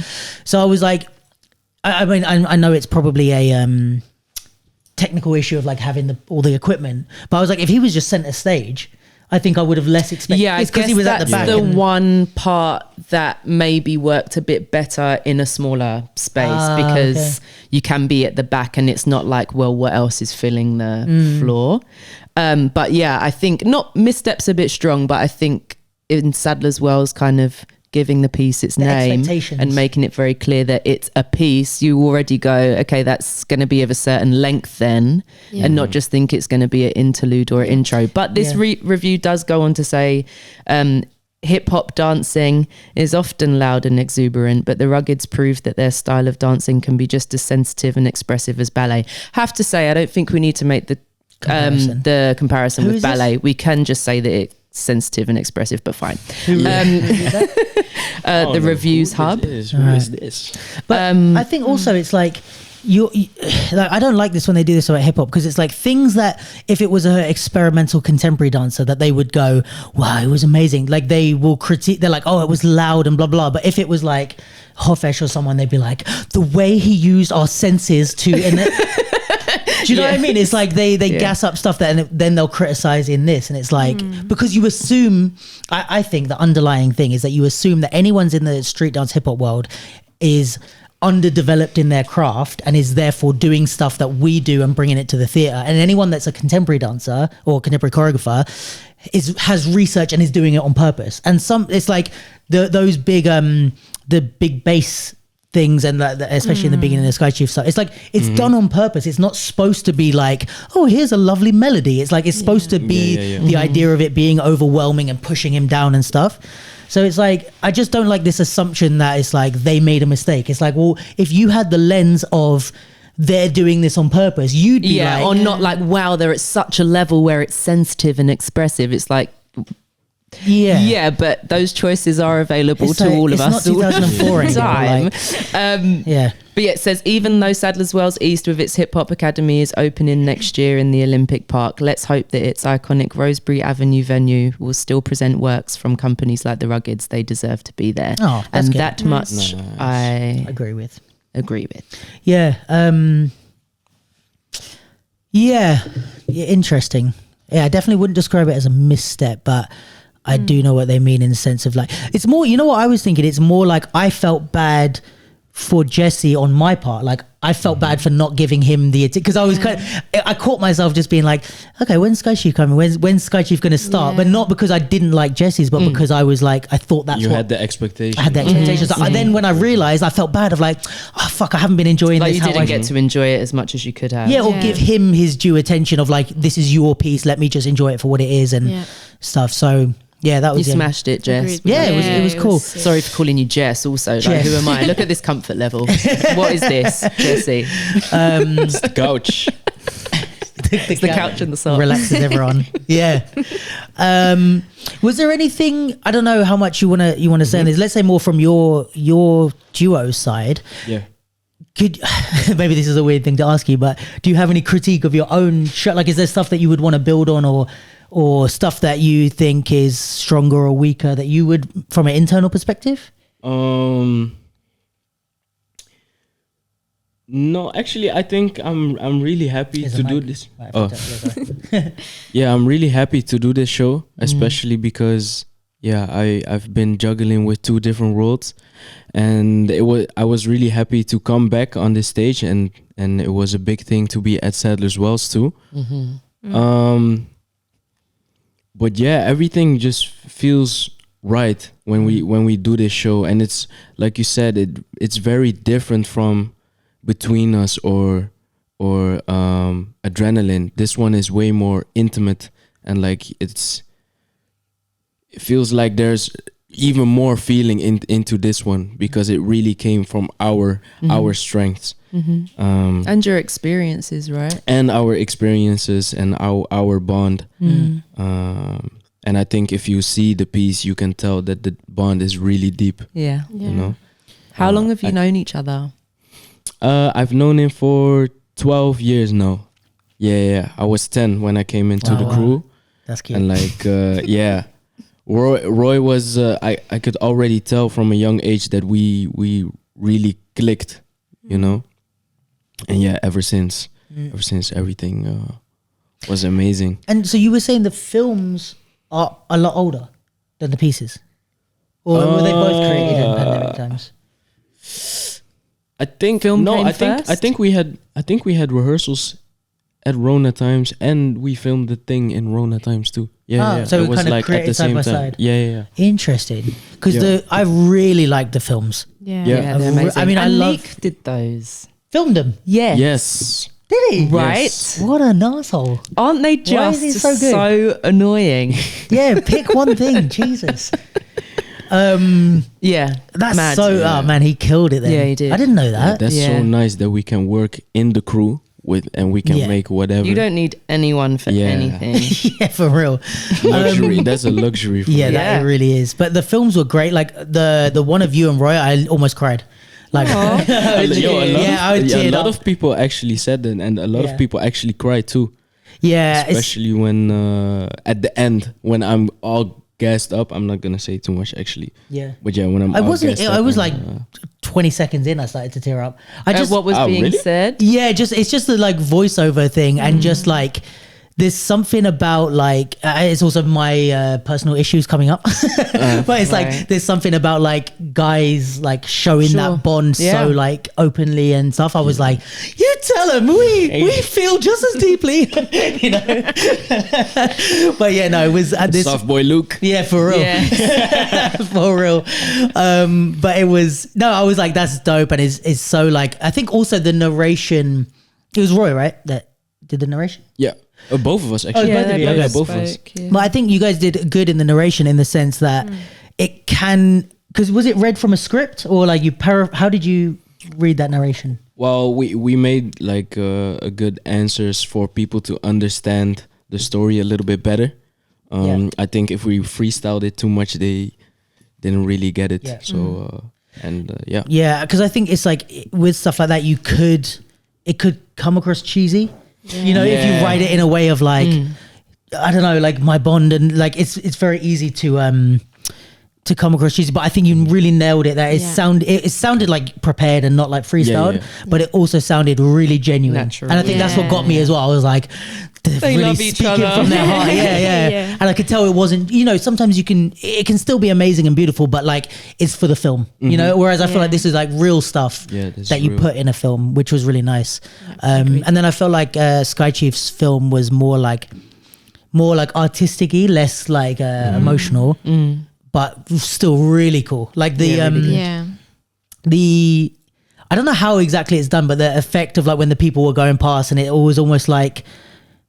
At different speed. Different speed. I feel like it never ends. It's just like people. Yeah, infinite people. Yeah, that was really cool. Just really, really well done. Actually had to run rounds. To make it look like it was infinite people. Oh, really? Yeah. So like really there was this cart going in a huge round. Yeah. And then we had to go past the cart through the camera and then go around the cart, and go again. Come back again. Yeah. Wow. Sick. Yeah, that was really cool. I think it was really well done, and I also we spoke about this ages ago with Joe's cutoff thing, but like I love, especially being someone that like consumes a lot of stuff like that and makes like video content as well. Like I love consuming video content in a theater, like with people, because I could have watched those at home and I would have been like, oh yeah, it's cool. But having it on the screen, like with people around me watching it, is like, for me, it's like just as enjoyable as watching a live show, but it's way better to watch it with people than it is, at home. So I thought that was a really nice end. Like seeing like also the same work, but in different like format. Yeah, that was really, really cool. Like, give you a different insight. Yeah, definitely. And I was like, maybe I prefer that or I prefer that. Like, it's really interesting. And the choices you make, like what on you the put film. on screen and what you put on stage. Yeah. Cool. I think there's like it's definitely something. I mean, I even spoke to you about it, but with your piece, but like of like live pieces can also be if you can work with a good filmmaker, it's like having like a filmed version of it. Like, I mean, that's you did that not with just Mum Made It More. But that was like the stage version at the time, just translated onto so it wasn't more film. like a concept. Yeah, which is what I think worked, because a lot of the time we do that. We do the live version, but then Just we film have it shot. But in comparison, it's more like archive video. Yeah. Whereas those were two set like companion pieces, but very different and I stood think alone on their own. Filmmaking wise, there's a difference between just filming a video in a nice location or making a film of your piece. You know what I mean? Because like, even like Sky Chiefs, it's like it wasn't the choreo the whole way through the film. It was like aspects, and there was more like dramatic stuff, but it was a film of the piece as opposed to just filming the piece. You know what I mean? Yeah. But overall, good evening. I had a great time. And also on like personal level, like we did meet the Ruggeds while we were doing Vice, and haven't seen some of the people in Vice for a very long time, and they were there, so that was really cool. And like when you got annoyed at me about bowling, that was because of the Ruggeds as well. For God's sake, let's not talk about it. We went bowling and got really. We were in Denver, I think Denver or Toronto, one of the two. Ruggeds weren't in Toronto with us. Oh, then it was Denver. And he smack talks, and I just can't be dealing with it. It was like me, Quayle, Roy, and I feel like Neek was involved, but we were just getting really rowdy and like trash talking each other with bowling, and Tally was sitting in the corner just like fucking. Not at everyone, at mostly him at me specifically. Because it's like. But was it 1-on-1 or was it like, no, it was teams. I feel like we were in the same. No, we kind of been on the same team. I think we even were on the same team, but you just wanted me to shut up. Chatting the most. But and well, I think we did Vice. We did 2013, then we did 2014, and that's when they did Adrenaline. But like, that's a decade. Yeah, we performed the London one, which was the first after. Was it Wildcard, the one that Ivan did? Yeah. So the first actual show of it, 2013, was the 10th anniversary of Breaking Convention, and that was the first one I did. And then, well, yeah, now so we're just 20 years. It's very mad. A decade ago. So to be in a space again with everyone with that in mind as well was also like, okay, it's cool, wild, yeah. Very, and I very love cool. like especially like having seen Between Us, but also like watching you in the WDSF stuff and just kind of keeping up with breaking as a thing. Like it's cool to then see you guys on stage, and like I really like. This is another thing I was going to say that I didn't say, is that I feel like you guys aren't breakers that are trying to do theatre. You're like, which is something that I despise. No, I wasn't even going to say that, but yeah. But like, this is like a way of thinking that I try and I identify with. That is like, you're artists that just have different ways of putting your art out. Rather than being like, I'm this, and then let me try and switch. You're like even with Jesse doing music, or I'm sure like you guys, there's probably some of you guys that can fucking paint and whatever. It's just like, we're creative people. We just choose to do breaking. We choose to do WDSF. We choose to do theatre. And that's what I saw from this. I was like, oh, these guys aren't breakers doing choreography. They're choreographers doing choreography. You know what I mean? And then like in battles, it's like which is why I think you're like the artsy ones, but that the scene still really rates you guys, because it's like you are breakers when you break, you are choreographers when you choreograph, whatever, so, or even like filmmakers with Neek. I can't imagine this is something that you would embark upon at such short notice, but a few of us are going to go to Jams and Gems because they have their festival in Eindhoven. What is Jams and Gems? The Ruggeds have their own festival. Oh, it's your festival? A free in festival in Eindhoven. Eindhoven. I think it's the third weekend of June. Yes, we're not far. like a month away. But I went with Nicey last year and had a riot of a time. And Friday and Saturday, and then World Breaking Classics on the Sunday. It's like potentially. Yeah, it's if very, I can very afford cool. it, that's the main thing. It's not madly expensive because we just go Friday to Monday. Yeah. Team No Sleep. Like Sholds might. I'm just talking up people's business. Anyway, I did this. Just tell where everyone's going to be. I feel like I did this on the last one. I was just like running down people. It was Lee. I was like, he's staying longer. He'll be around. I hadn't even asked you yet. And then I was like, wait a minute. Why am I just putting his business on the podcast? He might have told someone, I can't. I'm heading straight out. Look what you're doing, man. Oh, that's funny. Yeah, let me know details and maybe. I'm also just coming off being sick, so I lost a bag. You did, but you also need to do life, you know? Yeah, well, no, it's more money wise. But yeah, we'll figure out in more. We'll talk about it. This isn't interesting for you guys. Yeah, so overall, sick evening. Lovely to see you guys perform again, and the progression of that as well, because we've been following for a while. And thank you for the kind words. No problem. We spoke about really it longer than you like thought, this. right? Yeah. This was like, amazing. We're still on us. That was a lot. Yeah. Cool. And it's like when he leaves, we're going to put the recording back on. So we hated the show. Don't do that. No, we wouldn't. But definitely no, not. it's nice to do it and have the person here actually. Yeah, that actually makes a nice change. Flowers. Shout out to Roy. We were trying to get Roy here, but alas, it did not work out. Don't Maybe next stop time. me now. I'm having such a good time. He'll get it. Yeah. Definitely missed something here, but it's fine. He'll get it. Yeah. I think that's everything on that.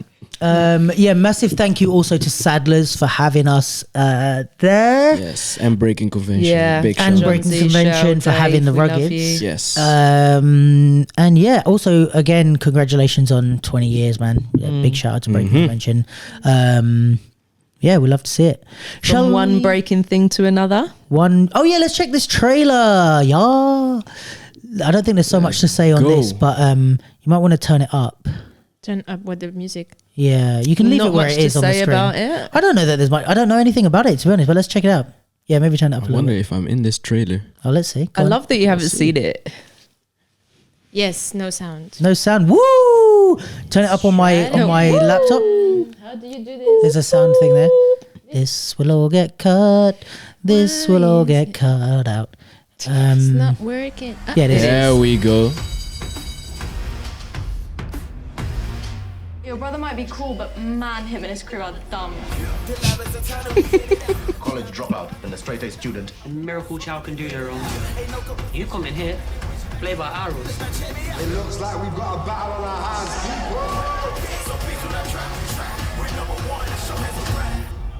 Everyone saw that video of you destroying Benji. You've been selected to try out for the World Breaking Championship. You've got to be kidding me. You don't stand a chance. I am here to select and coach 7 of you through this year's World Championships. I shouldn't be here. Your nose and his ego are holding you both back. You should have gone from day one.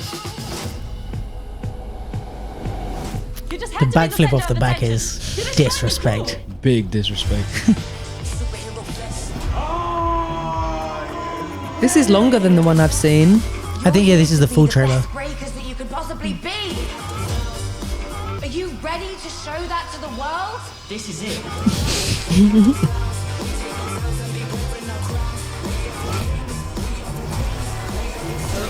Okay. Mad. I love haven't this. seen that Actually, one. very nice. I love the dialogue in some of these. I don't. You need to be some of the best breakers you could have been. Oh, that's what we need to That's how we win the competition. Being the best. go. I didn't know. Get it? Yeah, that's what we've been doing wrong all these years. I mean, I guess the most exciting thing about it is how the cinematography aspect and just seeing breaking like shot well. Yeah. Not that it's not at battles necessarily, but I guess that more so than any script or narrative will be the I'd be win. interested to see how they capture it and make it look good, because it's like, again, it's kind of that thing where sometimes in movies it could just be a load of backflips like that they show, you know what I mean, like they've done all This this might be like that crazy I'm not gonna set lie. and then they just only capture Just the very eye-catching moves. Yes, Slow-mo yes. They and film. stuff, but it could be a way of like making it, the cool stuff look cool, you know, because it's only breaking, right? It's not like a street dance movie, because a lot of times it's like they have the choreo of the street dancers and then they have like the breaker that comes in and does like Yes. airplays and Yeah, cuts. yeah. So hopefully if it's the whole thing is about breaking, we get a little bit more nuance to the actual The craft breaking. of it. Um, This is from Max and Dania, who did the street dance films, just for context for okay. people. so this is UK based people that did it. Directors, yeah. Right. Interesting. Okay, I'll be interested. Did you watch the what was the other one? The Battle of the Year movie? Wait, what? Yeah, I Battle of the Year did. movie. But I Like a fictional movie? Yeah. But I forgot how it went though. Yeah, it was, the premiere was at Battle of the Year. That was dope. So like we were at this event and then the premiere was at the event. Sick. And it was with Chris Brown, right? Yeah. Yeah, it was nice. When was that? She's like, what? When was this? It was like 7 years ago maybe. Okay, Yeah, wow. Yeah, it Yeah. was a while ago. Yeah, that one that was, was dope. Yeah, I mean, you know what? The thing is, stuff like this, it's like, it's a certain type of movie. It's going to appeal to a certain type of audience. You know, it's not supposed to be like a super deep kind of thing, I don't think. Yeah. But yeah, I think it'd be cool to see the cast in it, and like, especially like for Karam and Kelvin, like, I guess first time really acting like Yeah. that. Yeah. And that's, Super dope that they could do this together though. yeah, amazing. Super and they dope. got casted together like, Yeah. that's sick, because that's going to make that aspect of it way more believable, you know? Yeah. Be funny to just have like, because sometimes when they pair like an actor with a dancer and then they're like, you guys pretend like you've been dancing together for years, and it's like, No. the actor can't, you know what I mean? So at least Yes, with these guys, it's yeah. like, all right, you actually have been training together for a long time. Yeah. Fair. I think it almost works out better that it's streaming in terms of dancers seeing it. I feel like people will be more inclined to watch it. Yeah, I'll watch it.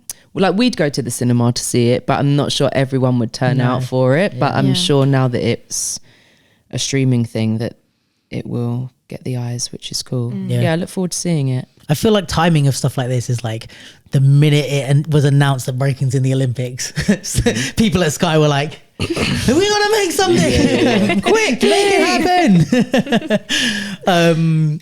But yeah, sick. Congrats to everyone in the car. I think like the whole cast is like crazy thing. Yeah. I'm sure we could Crazy thing. crazy. What did I just say?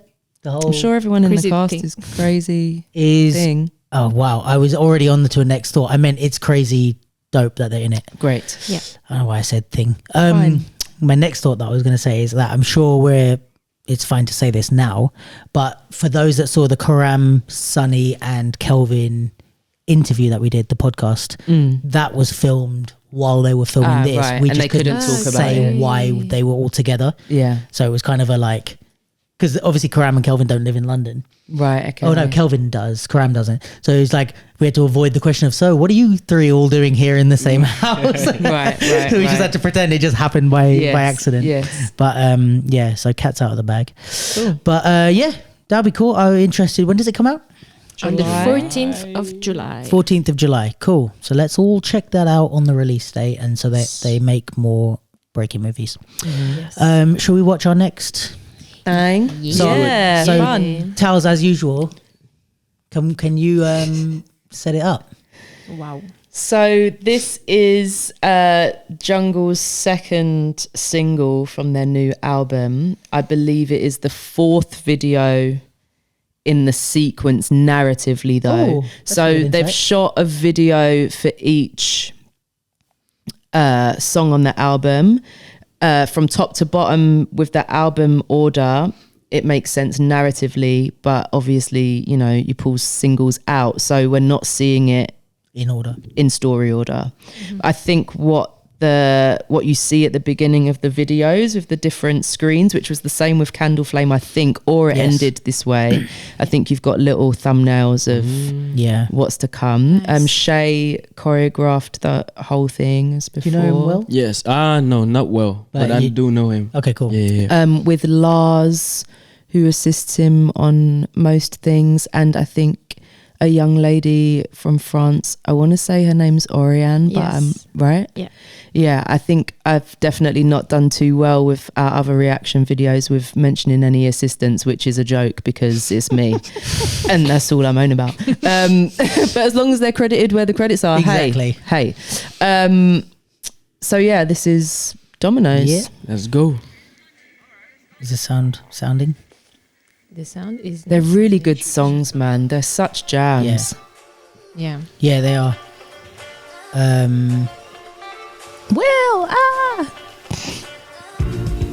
And they shot everything in one go, I think, right? No, they No? did song Oh. by song. Oh, okay. Yeah, it wasn't one long one take. No, That but would as be in like mad. one batch of shoots. Like it's not like they're not shooting these one by one. Like they've shot everything. They did them all in a few days. Yeah. Yeah. I love the whole like creative direction of these things. And it's always like similar structures too, which Yeah. like they all What was related that? to each Similar- other. Like similar structures. Like when you watch it, you're like, oh yeah, that's jungle video. Yeah, you true. know? It has an identity to it. All the even though Charlie hasn't directed them all, Oh, like from the beginning, like Busy Oh, Earning yeah. and stuff, it's very. I think the signature is still very clear Strong, yeah. somehow. Yeah. shout out to Charlie. He always watches our reaction videos, and we love him for that.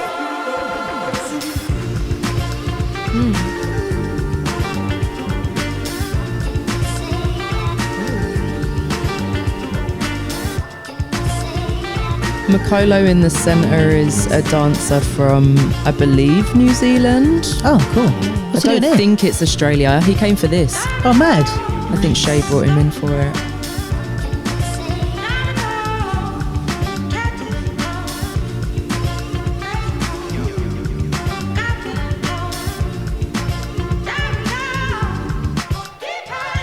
Nice. Dope. They do some nice transitions.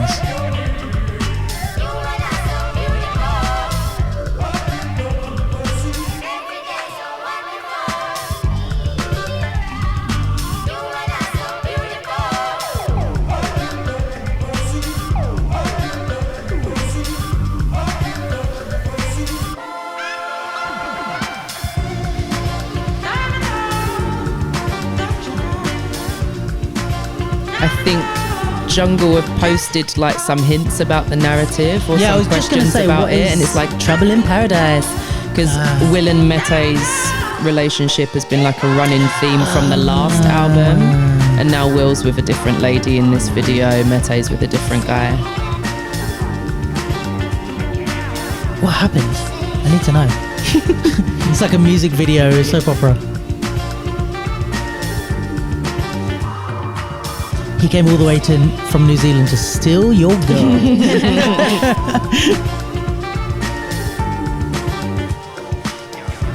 Imagine someone stealing your girl and then there's just like a whole bunch of dancers around them while it's happening, like just making everything way worse. But you have to watch it, and you kind of like, oh, I rate the dancing.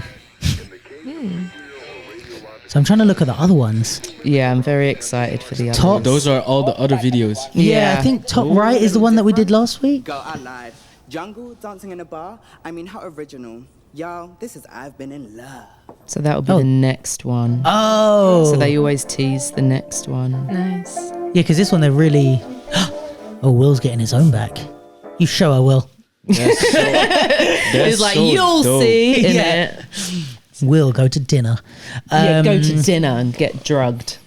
I feel like this one's slightly less striking than the last one. What's the last one with the table? Yeah. Yeah, that one. I've seen that one. Yeah, I thought that one was really cool. This one was cool though. They always have, yeah, like we said, like a good structure, a good like identity. Yeah. The styling is always on point. Yeah. I feel like also I think you were here for the last one, right? Candle flame, Yeah. Maybe we spoke about it. No, because I did with Lee and Lucia. Yeah. We did the last one. But what was I saying? Is that because we were talking, because it's like very popping heavy, the last one. And we were talking about like Oh yeah. the people doing popping versus Pop is doing pop in. yeah. And it's like, do you, from a choreographer or that world standpoint, because for me it's like, okay, these guys are dope, but what I'm even more impressed by is those little like acting-y moments and like how they look on camera is like there's so many people that can't do that. Like, do you find that something that you notice a lot when you see like choreo? Are you watching like, okay, you're a great dancer, but you're not, like your face is doing nothing? Performer. The performance aspect of it. Because I think all of these guys, is like, if the camera goes past them, they are like in character, like looking great on camera. Yes. And banging out choreo They as well. just, it feels not like a fluke, but I think they were just asked to do it. So, and based on them if I go back to like Heavy California, which is the first one that Will and Mete were a part of, and I think the first one Charlie directed as well. Shay didn't choreograph those, but I think they were brought in based on their dance skills. And then maybe it was like, oh, mad, we can develop a whole thing story around this because they can act. Like that might, I don't know. Oh, right. But given that it was less narrative and more about the dance, I imagine Charlie clocked what they were capable of and were like, oh, we could really like zoom in on that and make that a thing. Because Casio, because in Heavy California, Mete and Will are both in it, but it's not about their connection in any way, shape or form. But Casio, it clearly is. They're like in a bar and it's just one like the I red think I remember room. that one. Yeah. And I think, maybe after seeing and filming that, it was like, let's push we're this. carrying on with that thing. But those two that you said are not on this album. This is all new stuff. Will and Mete. The Casio and Heavy California are the album the before. other album. Right. Okay, cool. So this is going to be a whole visual album, like all. Or maybe the the album before that, because Problems and Good Times. Yeah, I don't know. I've definitely a bit confused by what album they're on now, but yeah, I think this is the Jungle Cinematic Universe. Basically, it's like the Marvel Universe, like for real. But I think once they're done with the singles, we'll get to see it in order. Yeah, which I'm really looking forward to. If you forward think to. we're not going to do a watch party of the full album, you are very much mistaken. I bumped into Shay and I said to him, like, I would love, even if it's like a one night only thing, to see like a theatre version. That's what we said on the last pod. Like that would be so sick. And not like Jungle Live. No, like the featuring, like just a dance show. 100% it would be so sick. Because what if each thing is like 4 minutes long? Maybe how many on the album you reckon? Like 10 to 12 maybe, yeah. So then what? It's like a 40, 50. Yeah, you could do like maybe with some interludes or whatever. You could probably turn that into like nearly an hour piece. Like the comments on their videos are like, you need them in your live show. Like it is. I mean, I think it's cool that it's isolated to the videos also. Like there's an argument for both. But I think it's just like the whole thing of like the set and the fact that Jungle aren't in it and they can hold the entire like attention by themselves. Yeah. Plus the fact that they do the one shots, because the one shots tell me you can do this live. Yeah. Do you know what I mean? So I'm like, usually when you have a music video, it's so conceptual and there's different shots and different locations and blah, blah. So to translate that to stage, you're like, yeah, I get it. Right. But with this, it's like, it's all made. The sets are pre-built.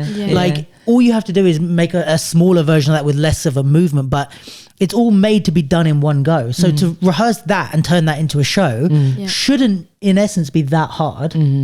And I guess if Jungle aren't in the video, I don't know what they're doing in their live shows. I'm sure they're great, but it's not a showmanship thing as much. It's just like Chris Brown, a very good band. Like they are amazing live. Yeah, so why not have that running?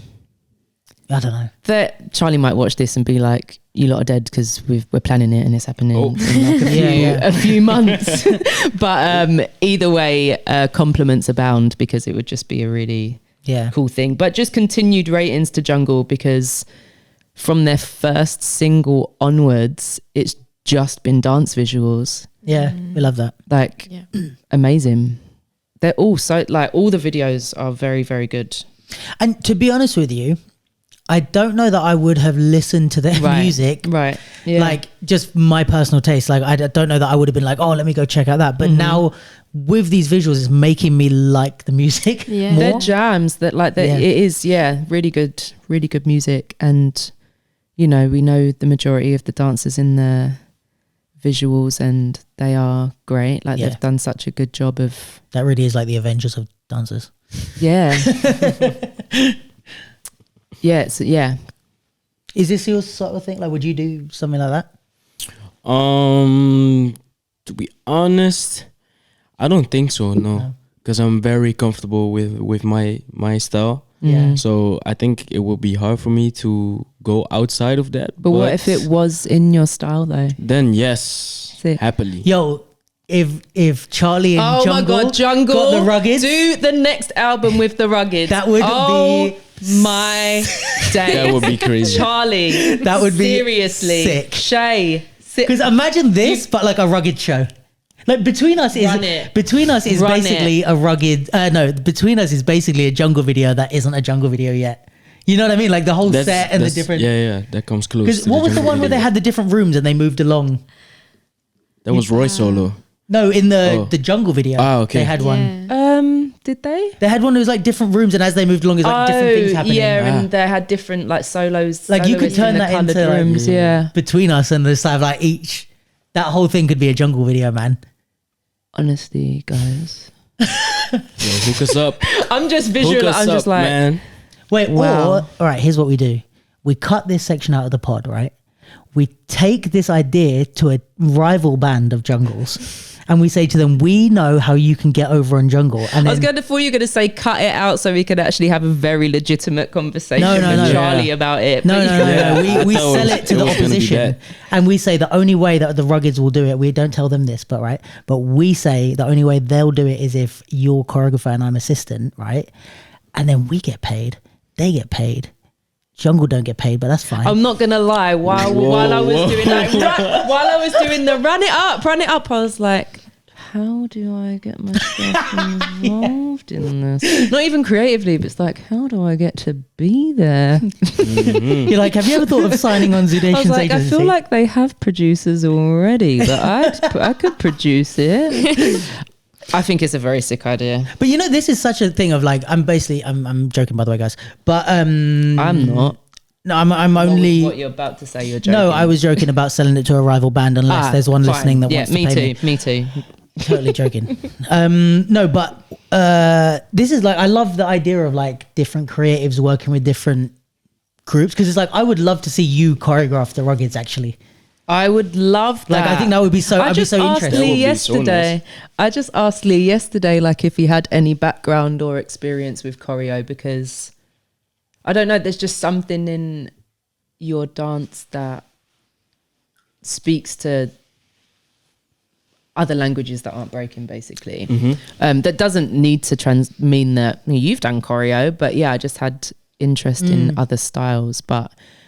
Yeah, I think the more that my way of choreographing is about the bodies that I'm working with, like I feel more capable actually of making work on bodies that aren't like mine at all. Whereas before it was like, this is coming out of me and how on earth do I translate this onto another person? But I think that's like that would be fun. A maturity as a choreographer, right? Because it's like when you're a younger choreographer, I guess you're just like, all right, here's the moves that I do.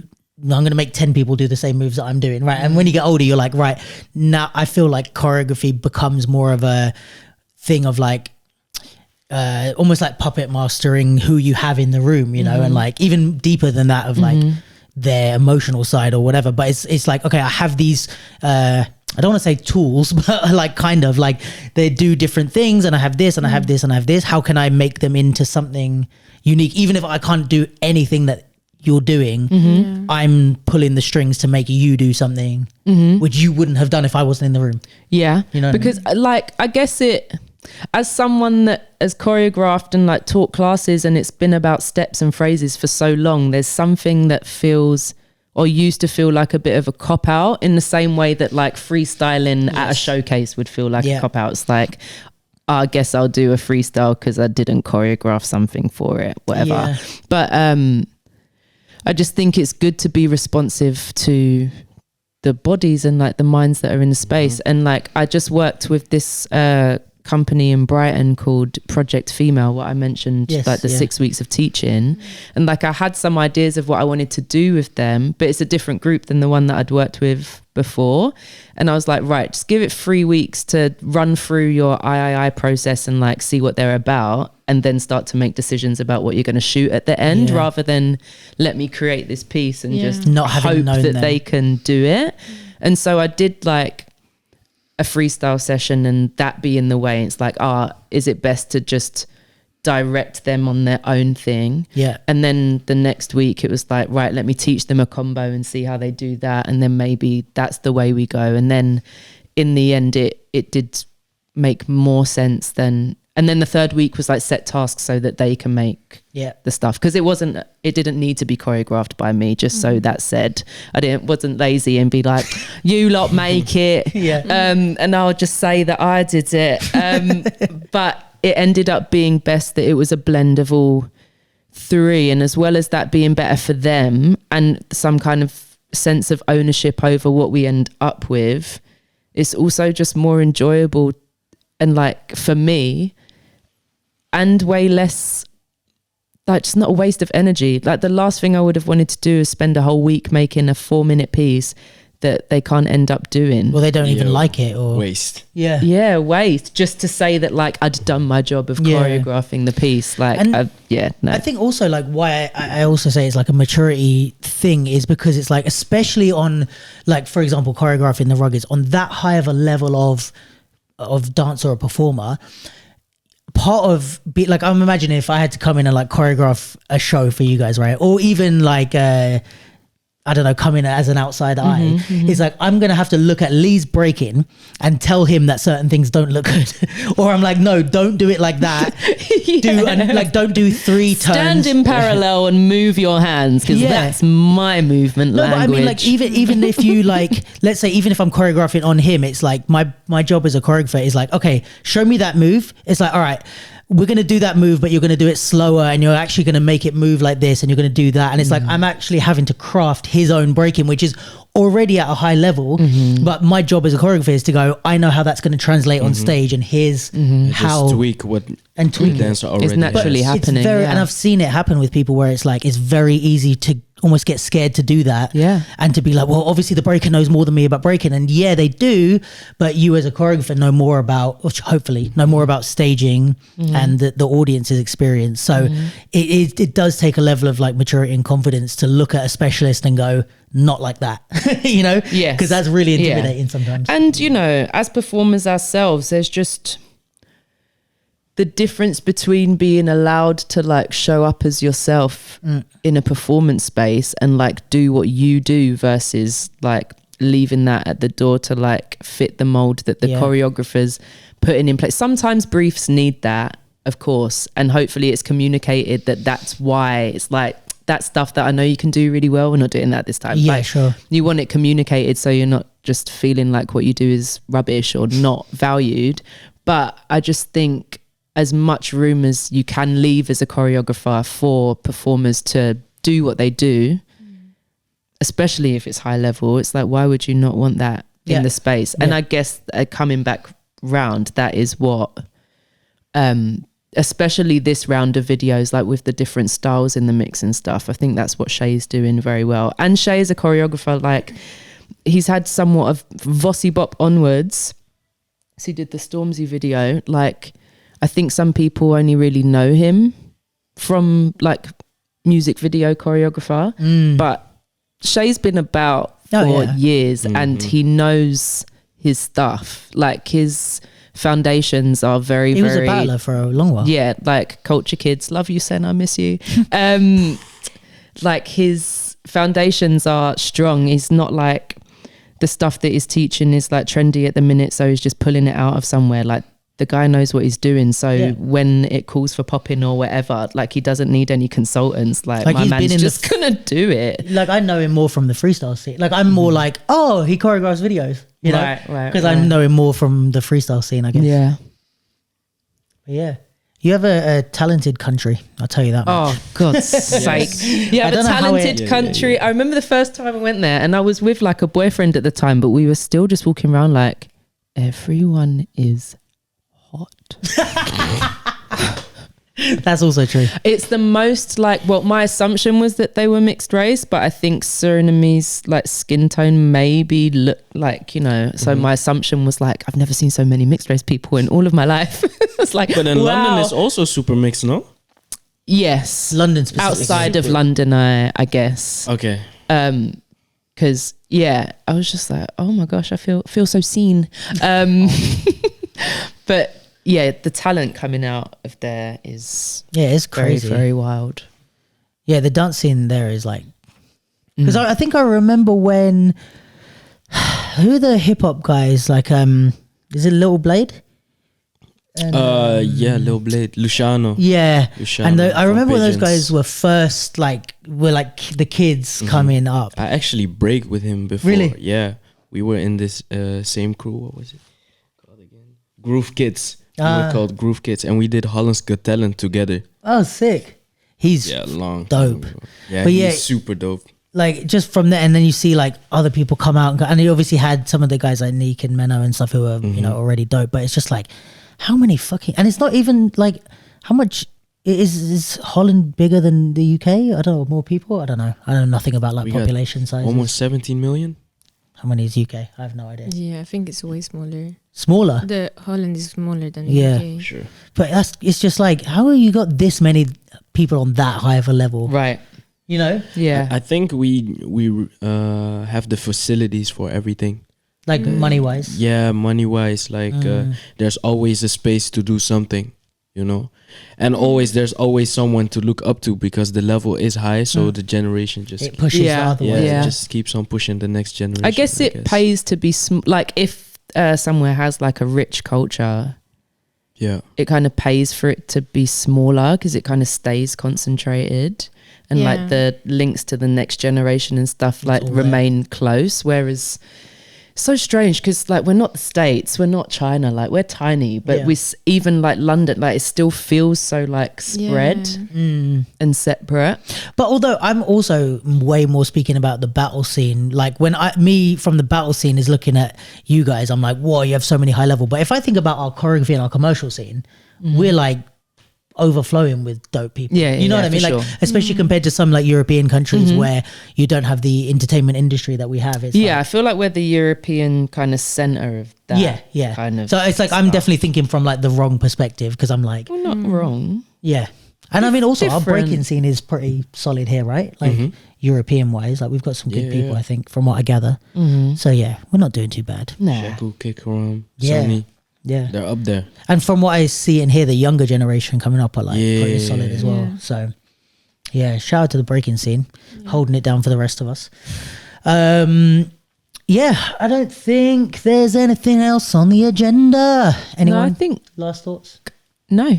No last thoughts. Sophia, last thoughts? No. Cool. Well, thank you so much for coming. Super appreciate you it. for Thank having you me. guys for coming also. Yeah, we will keep fangirling over the Ruggeds. Honestly. Yeah.